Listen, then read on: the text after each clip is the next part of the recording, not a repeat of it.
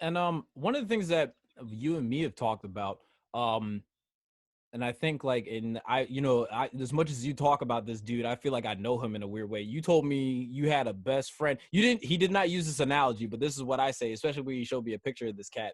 Um, he said that he had this one best friend and he was like dark. Like this brother's blacker than the ace of spades. Um, I think his name is Davon, if I'm correct. Yeah, Devon. Davon. Yep. Tell me a Yep. little bit about like what your friendship was like. You guys just recently reconnected. I think over like at least in the last 6 month period, I think it was. Um, Yeah. Yep. Yep. talk to me a little bit about your friendship and talk about how, I guess, with like once again growing up, like where you're growing up. Talk about how like I guess like the impact of like what you were like living in. How that if it did impact your friendship. Talk about I guess like how that was for both of you. I mean, we never really had much discussions about that stuff. Me and him always just had a really chill relationship. Um, when we were in school, we didn't really get to hang out too much because we're trying to focus on school and stuff. And he lived on the other side of town, and my dad was always working. So if I wanted to go anywhere, I had to walk. So, which I would walk. I'd walk over to his neighborhood, or we'd meet up somewhere or whatever. And I mean, I've been friends with this dude since about that time when Marquis passed, actually. So probably since like eighth or ninth grade. Heck, actually, I known that dude since middle school. Now that I think about it, dang, I know that dude a long time. I know that dude a really long time because we used to make mixtape covers before we even knew how. Like before I ever even really rapped. Like I would write raps at home and not tell anybody about it, or like write raps instead of doing my classwork or something, or poems or whatever. And me and him would make mixtape covers. And like one time we did the Kool-Aid Man, and we're like, yeah, man, we're gonna make the hottest mixtape. And like we literally never did anything with it. We just had a cool cover our mixtape. But me and him always had a really chill, like fun relationship. Like we never got deep into stuff because like at least from my angle anyway, like we those weren't things that we dealt with together. Like I'd pick him up from church, like even when I became an adult, go to churches together. I mean, we were confronted by a super, super racist dude one time in church who specifically told us that black skin was a curse. And because me and him are so like goofy, like we just looked at each other when this guy said this and we just died laughing. We're like, this guy's whack. We're leaving. like, I like know that's right. we just never had those troubles together. I'm sure that he definitely had his own struggles. And I mean, he grew up in Baltimore and then went back to Baltimore after he went to school down here. But yeah, I mean, together we never went through those things together as far as I remember. Okay. So fast forward into I guess 10 plus years because you're talking like middle school and everything like that.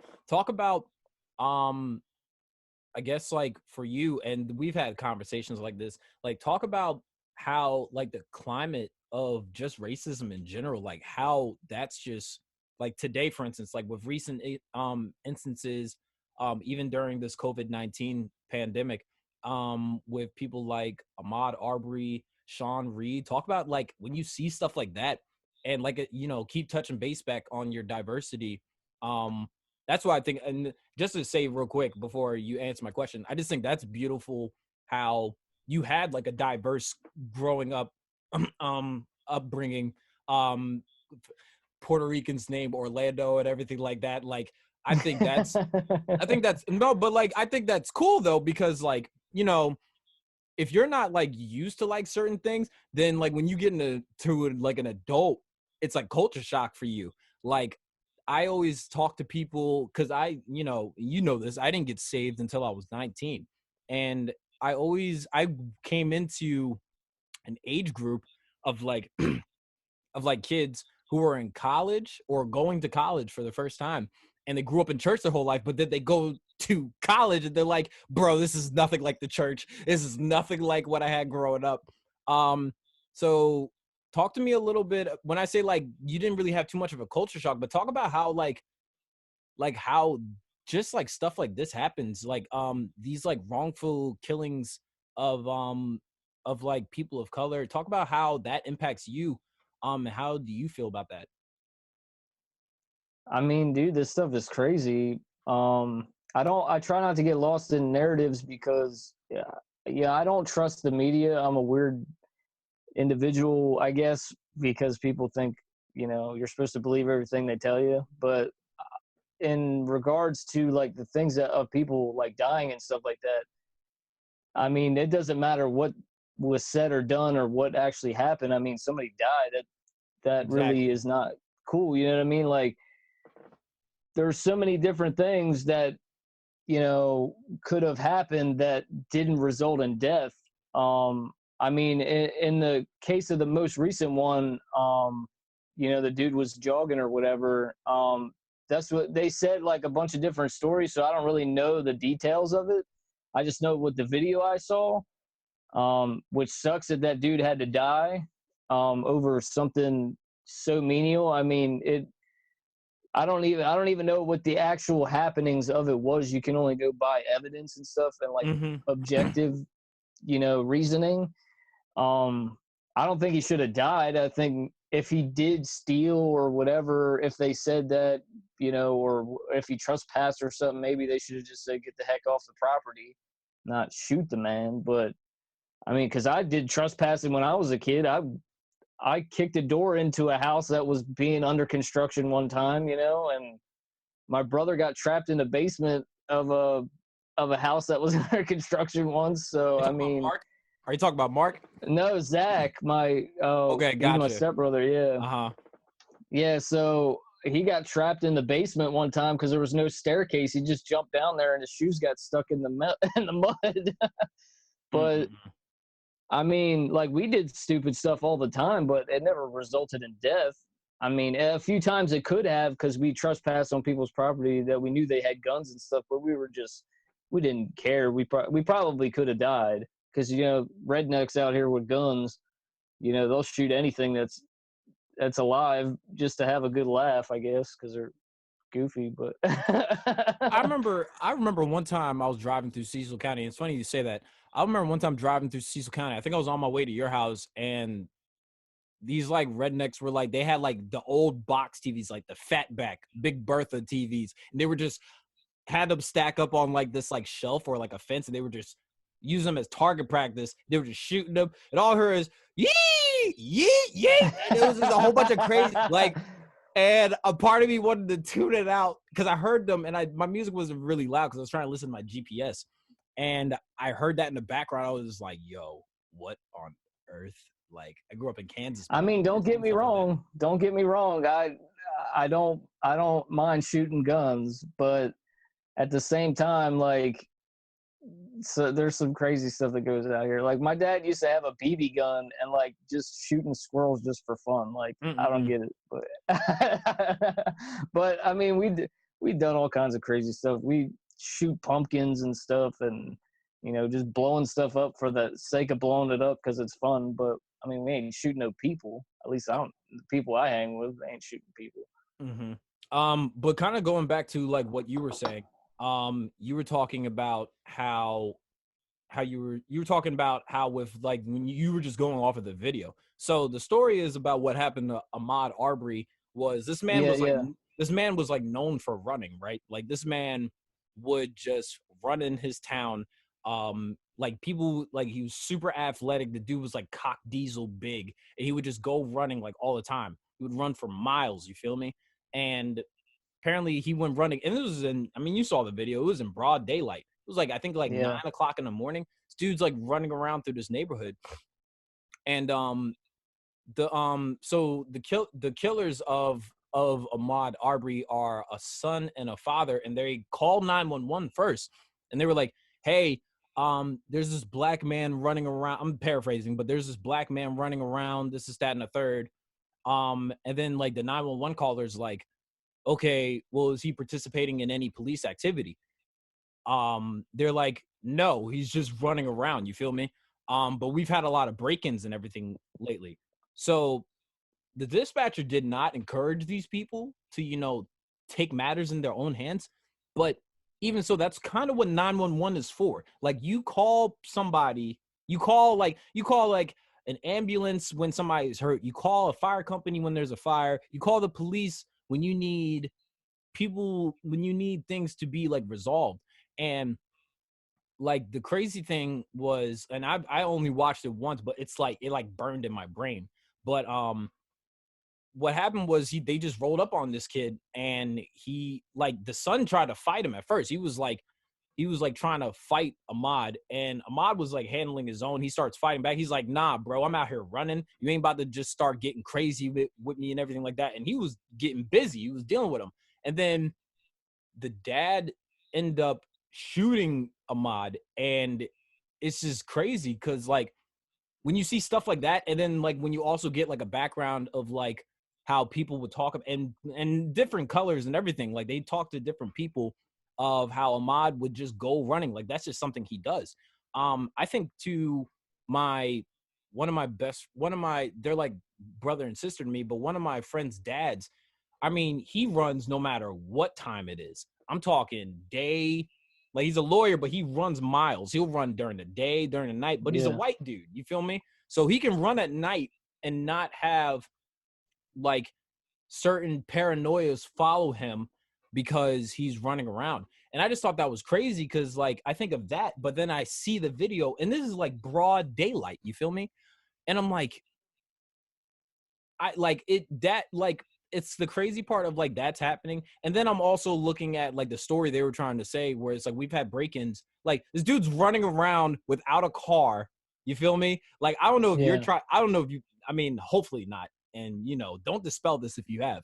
But if you're trying to rob somebody, I would think that you would have like some type of vessel, a car, a motorcycle, the very least. I don't know, man, but I just like I think of like how you're like how somebody like not saying like think like a criminal, but I'm thinking of like how setting wise everything was just wrong, and then you end up still getting a wrong result. And it wasn't until that video was released where the prosecutors were like, okay, now we're going to do something about this. But the DA's office had this video back in like February, and it's just now getting done about it. um yeah, that was just really irritating for me growing up. Not growing up, but like seeing instances like this, and then like just instant like this, and it's like you've seen this video for months, and it's just now getting something's just now being done, and it's only because people are like they're screaming, they want these dudes' heads. You feel me? And understandably so. But they're like, y'all better do something, or we're gonna do something about it. And like, no, though it's not a right way of thinking, but hurt people. And I think back to like what we had, and we weren't even. I don't even think you and me were friends at this point.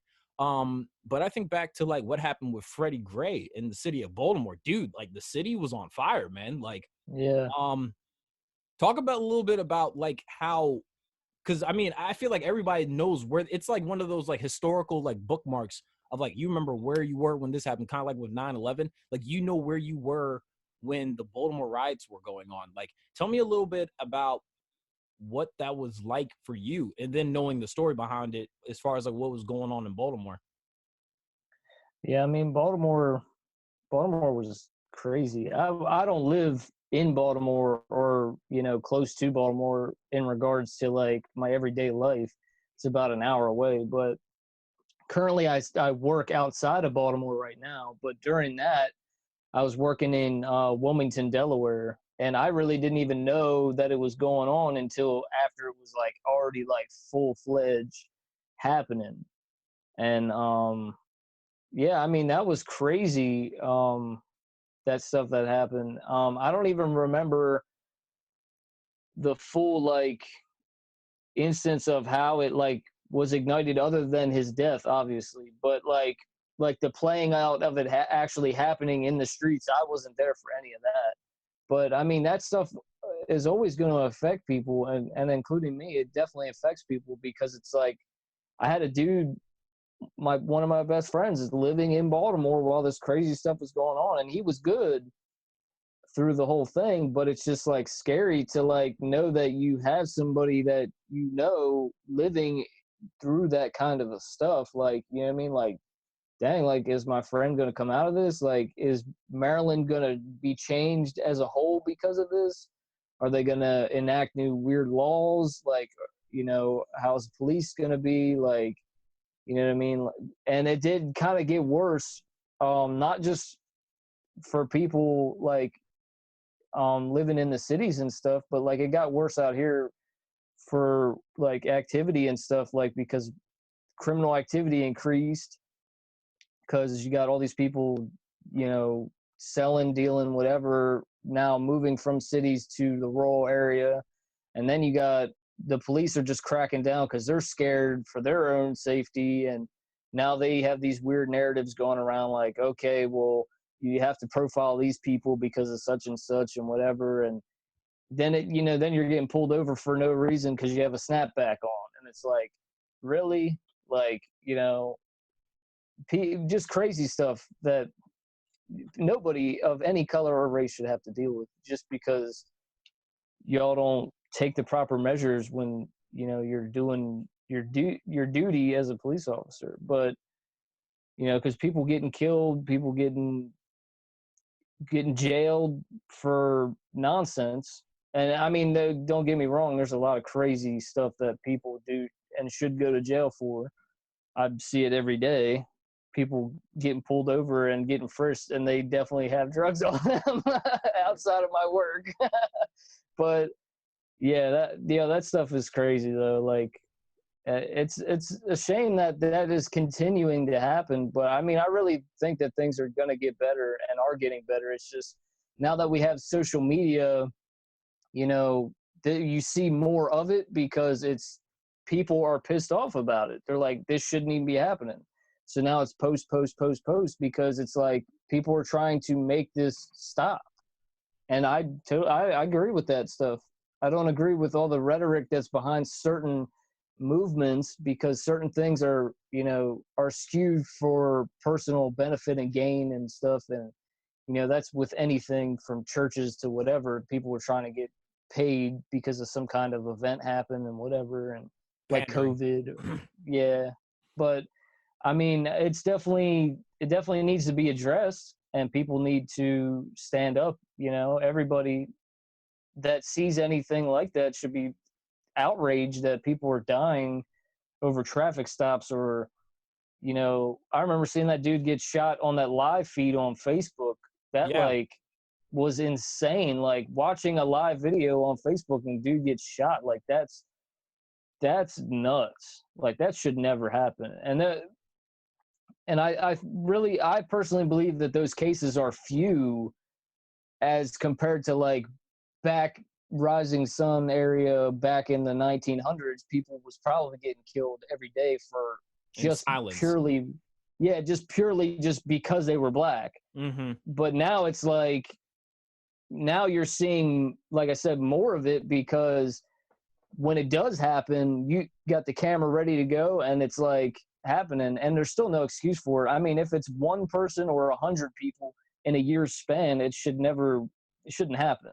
You know what I mean? Yeah, man, it's super whack, bro. Like, Definitely. one of the things that I always have to tell people, and it's funny that you say about social media. You're saying like, now in the age of social media, like racism never died. Racism didn't just pop up. Like a lot of people like, why is everybody so concerned about racism nowadays? Um, Racism never died. Racism never went away. We just got new cameras, so we're able to document all these things now.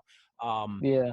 and it's just, and then it gets to a place where I think people, especially like I get like pushback in some cases. I've seen for you've gotten pushback in some of your posts through the years, and it's not even like a favoritism where you're trying to take a political stand. Like me myself, I'm not a political person, but this is about humanity. You know what I mean? Like this is just Definitely. compassion for your fellow human beings. Like if somebody is hurting, do you not hurt when your brother hurts? You know what I mean? Um, So it's kind of eye opening. It's heartbreaking at the same time. But I mean, just like as you said, I mean, things are going to get better. I don't know when that's going to happen, but having these like difficult conversations are important because, I don't know what our parents did. You said they never talked about it, but I don't know what our parents did when these topics came up. And then they weren't exposed to it. Like, it's crazy that like people can inherit PTSD just from a Facebook post because you see it everywhere nowadays. Um, Yeah. it's just nuts how you get exposed to all of this stuff. Um, but yeah, man, getting back to getting back to what you were talking about with we're getting get back on like a lighter note.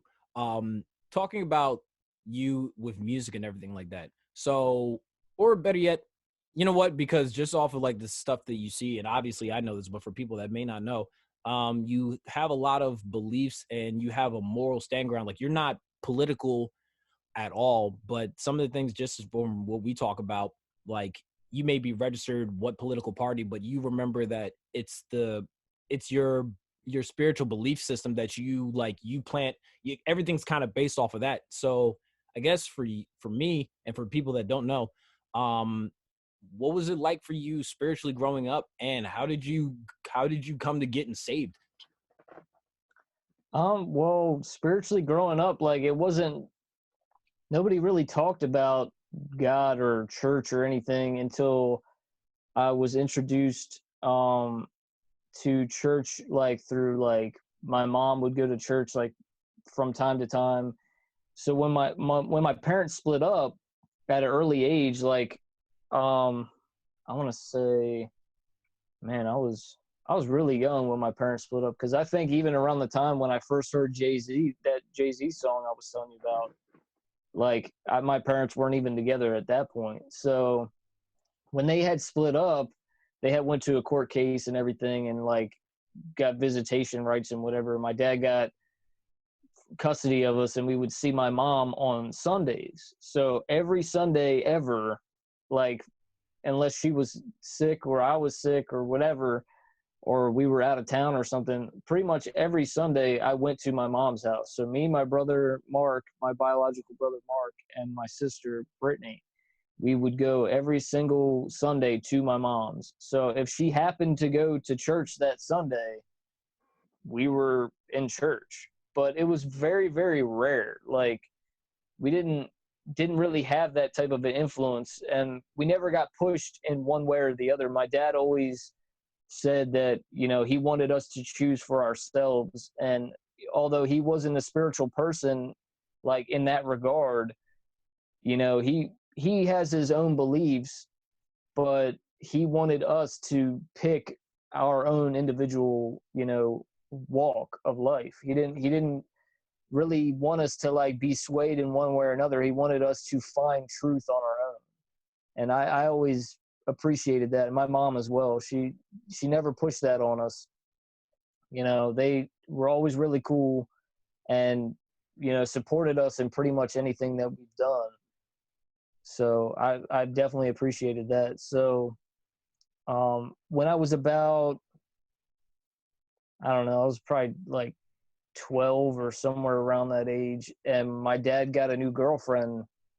And when he got a new girlfriend, we were like just introduced to her like out of the blue kind of, and I didn't know anything about her, and she was into church and stuff like that. And early on, like I never really got along with her like pretty much the majority of my childhood until I was an actual adult. I didn't get along with her because, you know, she was a Christian and she said I believe this and that, and kind of lived the opposite lifestyle. Mm. But when I got older, you know, she kind of mellowed out and stuff, and she became really chill. And I became a Christian at that point, so I was, you know, I forgave everybody for whatever because I was like, none of that matters now. I got a lot of trauma, but it's over. So One of the things that you and me have talked about, so going a little forward in your story, um this is interesting. So before you, because you say that you like, you had a little bit of spiritual influence growing up, but you kind of went on your own path. What we're about to get into. You were kind of dabbing into like different areas, different practices. I think you told me at one point you were, I don't think you correct me if I'm wrong, you said that you like did something along the lines of like witchcraft or something along those. I think It wasn't witch. No, it wasn't. I mean, I guess if you're like a super spiritual Pentecostal, you'd say it was witchcraft. But yeah, I yeah, mean, yeah, I I wasn't doing. I wasn't like seancing and stuff like that. yeah. I was around people that were doing that kind of stuff, but I wasn't personally doing that. Yeah, yeah, yeah. Neither were my friends and stuff. And I know for yeah, sure that you so I know for sure you were on some paranormal activity stuff. That still yeah, blows my yeah. mind because I got to meet the version of you. I got to meet the version of you that was super spiritual. You had like the biblical glorious beard. It's a lot longer than it is now. Um you just had like the come on to my ark type beard at the time. But what what on earth, like I said, like it still blows my mind. Like what on earth made you want to start ghost hunting? Ghost hunting on some Ghostbuster type stuff? Like, man, what? So yeah, so me let's do like a little backwards. And so I kind of have to understand my relationships with people to understand how that even happened. Not So, with ghosts, but just with people. well, no, with the ghost hunting thing because it was like a incremental build to even get to that. Gotcha, But gotcha. like take it back to meeting my wife, who's my now wife. We got together like middle towards end of high school, so we've Mm-hmm. been together since that time. And during that time of us getting together, we're trying to find things that give us purpose, things that are cool, things, whatever. I grew up a skater.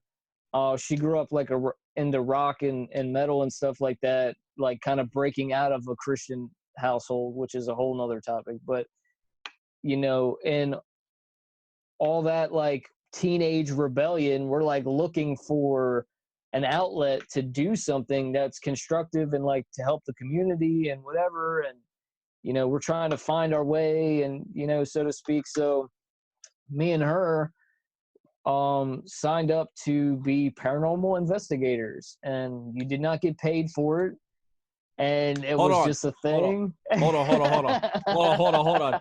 That I did not know. Wait. Now we gotta talk about this for a second. So you were doing this and you weren't getting no cheddar, you wasn't getting no Skrilla off the top. No, This was just no.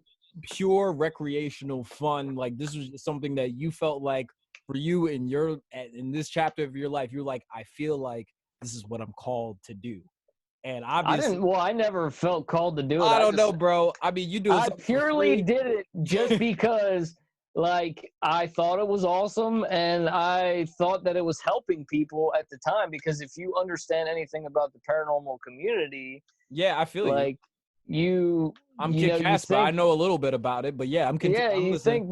you think by going to these people's houses and talking to the quote unquote ghost in their house, Oh my that god. you're helping them figure out what's going on so weird stuff stops happening in their house, because I've seen some weird stuff happen in houses. So we would go to people's houses and do investigations with the full gear, just like on TV, like all those shows and stuff. We had all that stuff. We'd go in the houses and Oh be man. talking to stuff and whatever. And yeah, yeah. I don't know what happened to all that Suits. footage and stuff, but we had a lot of crazy stuff.